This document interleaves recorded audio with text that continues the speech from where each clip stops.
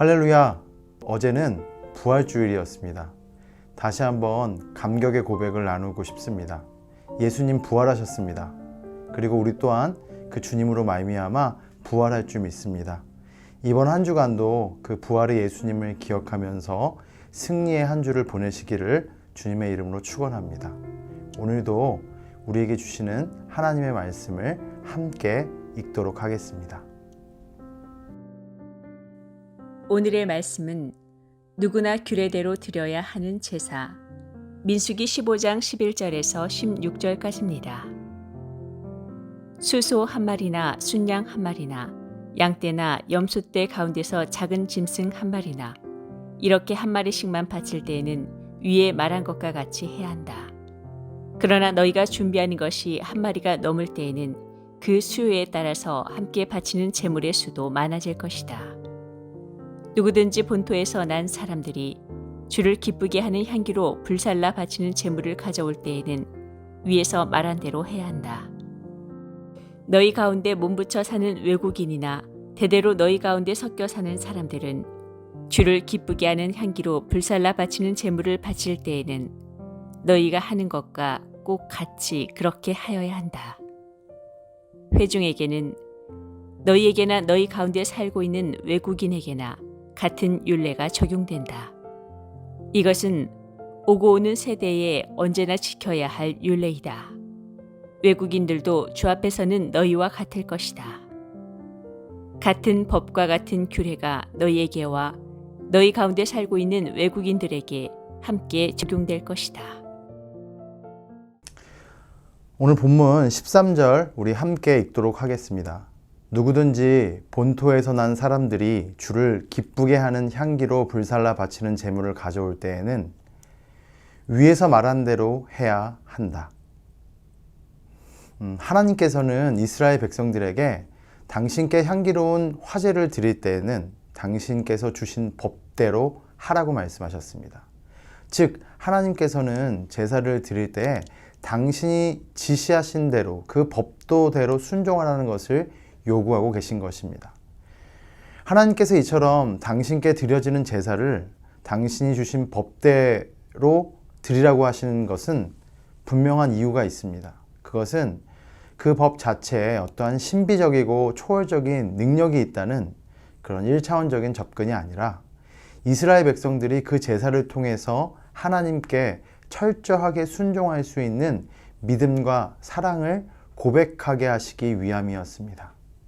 즉 하나님께서는 이스라엘 백성들에게 단지 소와 양을 잡는 행위가 아니라 하나님의 작은 명령 하나라도 소홀하지 않고 철저하게 순종할 수 있는 믿음과 사랑을 요구하셨던 것입니다.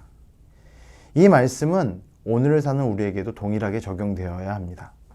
하나님께 나아감에 있어 신앙적인 형식이나 전통주의에 묶여 있는 것이 아니라 삶 속에서 말씀을 붙잡고 철저하게 순종하는 모습이 있어야 합니다. 신앙은 알미 아니라 삶인 것입니다. 말씀하신 것을 삶 속에서 살아나갈 때 우리는 삶 속에서도 온전한 제사를 드릴 수 있는 것입니다. 삶의 모든 기준은 내가 아니라 하나님이셔야 합니다. 우리 14절 계속해서 읽겠습니다. 너희 가운데 몸붙여 사는 외국인이나 대대로 너희 가운데 섞여 사는 사람들은 주를 기쁘게 하는 향기로 불살라 바치는 제물을 바칠 때에 너희가 하는 것과 똑같이 그렇게 하여야 한다.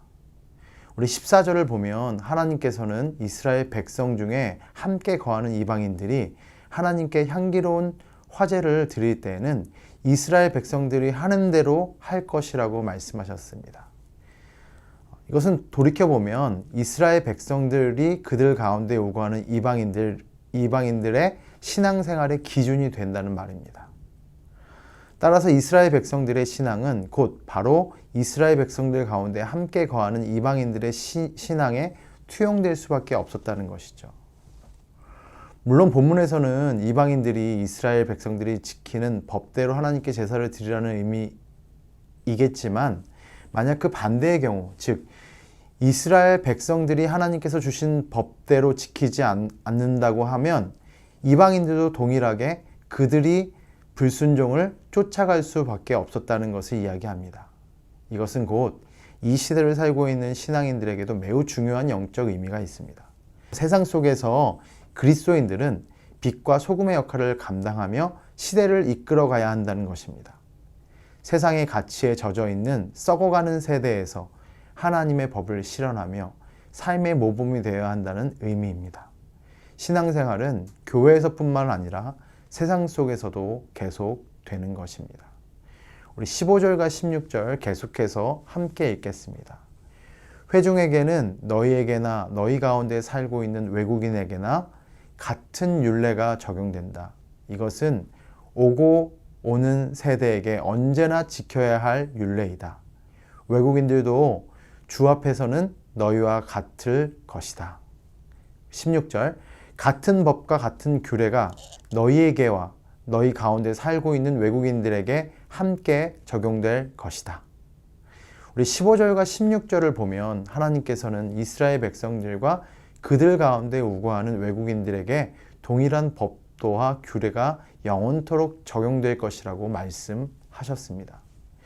이는 하나님께서 당신을 믿고 이스라엘 백성들 가운데 함께 거하는 이방인들을 이스라엘 백성들과 아무런 차별 없이 당신의 백성으로 인정하셨음을 분명히 나타내는 말씀인 것이죠. 실제로 이스라엘 사회에서는 할례를 받고 하나님의 율법을 지키기로 서약한 자들은 이스라엘 자손들과 아무런 차별 없이 율법의 의무를 지키기도 하고 또한 그 특례를 누릴 수도 있었습니다.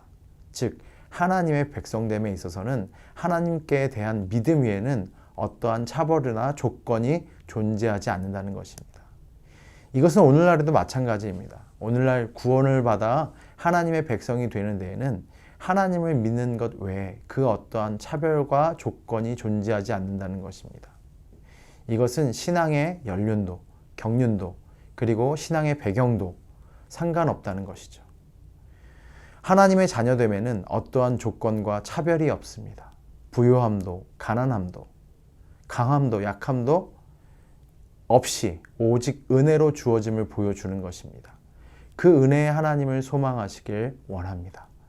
연약한 내 모습은 늘 참담하지만 십자가의 보혈을 바라보며 그 은혜에 감사하며 순종하는 것, 그것이 주님의 자녀로 온전히 사는 길인 줄 믿습니다.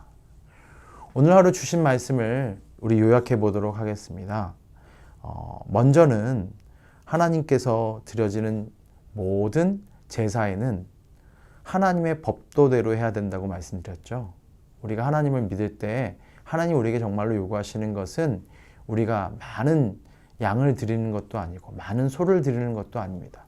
오직 하나님의 법대로 순종하는 것입니다.